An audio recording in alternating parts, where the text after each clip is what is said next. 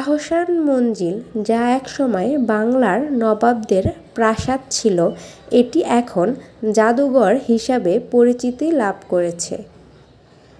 আজকে চলে এসেছি আহসান মঞ্জিল পরিদর্শনে।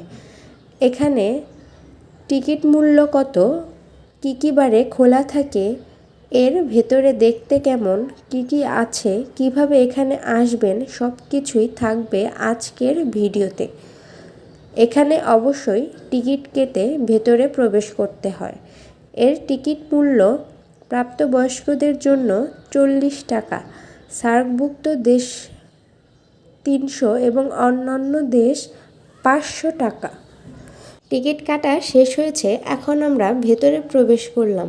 ভেতরে প্রবেশের সাথে সাথেই হাতের ডান পাশে একটি ঘর আছে, যেখানে আপনাদের জিনিসপত্র যেমন ব্যাগ বা খাবার এখানে জমা দিয়ে যেতে হবে। কোনো প্রকার ব্যাগ, খাবার এখানে প্রবেশ করা নিষেধ। ব্যাগ জমা দেওয়ার পর আমাদের এরকম একটি কয়েন দিয়েছে, এটি হচ্ছে ব্যাগের নাম্বার। যাই হোক, আমরা ভেতরে প্রবেশ করলাম। ভেতরের পরিবেশটি অনেক সুন্দর। এখানে প্রবেশ পথ দেওয়া আছে, এই দিক দিয়ে প্রবেশ করতে হবে। পুরো বিল্ডিং গোলাপি কালার, যেটি দেখতে সত্যি সুন্দর। আমরা অনেক সকাল সকাল যেতে চেষ্টা করেছি, এর মধ্যেই অনেক দর্শনার্থী ভিতরে প্রবেশ করে ফেলেছে। এখান দিয়েই এর ভেতরে প্রবেশ করতে হবে।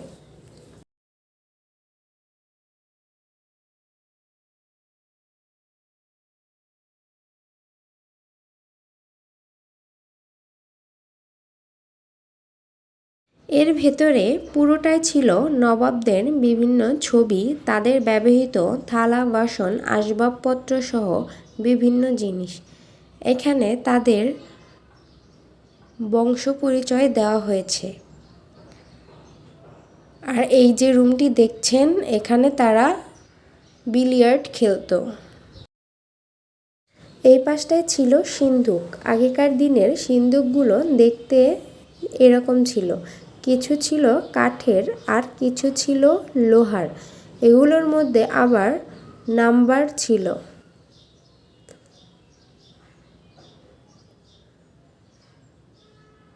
আর এখানে ছিল সিঁড়ি, কিন্তু এখান দিয়ে যাওয়া নিষেধ।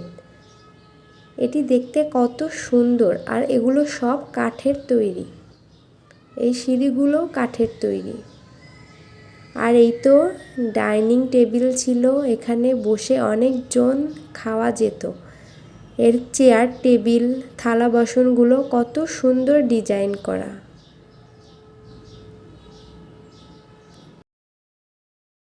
এখানে আহসান মঞ্জিল সংস্করণের আগের ও পরের কিছু ছবি ছিল।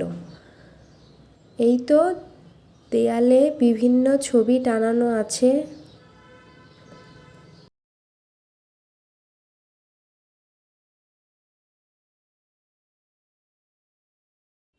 এখানে নওয়াব ও ইংরেজদের বিভিন্ন ছবি দেওয়া ছিল। আপনারা যদি এখানে আসেন, তাহলে আরও ভালোভাবে এগুলো এনজয় করতে পারবেন।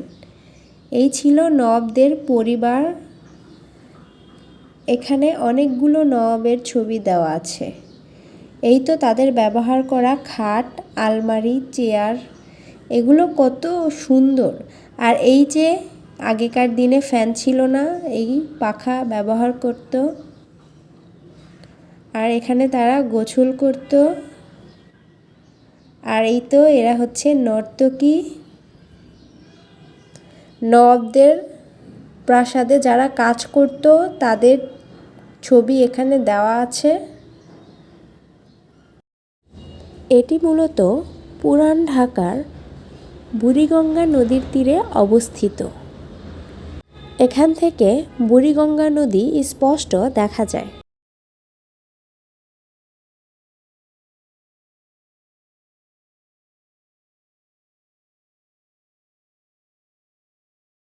নবাবরা কী ধরনের যানবাহন ব্যবহার করতেন তারই প্রতিচ্ছবি এগুলো। আর এই পাশটায় ছিল নৌকা, তারা এই ধরনের নৌকায় চলাচল করতেন। আর এই পাশটায় ছিল তাদের ব্যবহৃত বিভিন্ন জিনিস, বিভিন্ন ধরনের অস্ত্রসহ আরও অনেক কিছু।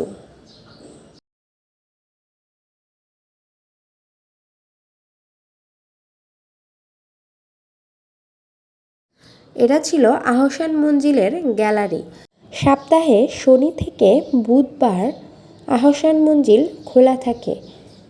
এটি সকাল 10টা 30 থেকে বিকেল 5টা 30 পর্যন্ত খোলা থাকে। আর সাপ্তাহিক বন্ধ বৃহস্পতিবার, তবে বিভিন্ন সরকারি ছুটির দিনেও এটি বন্ধ থাকে।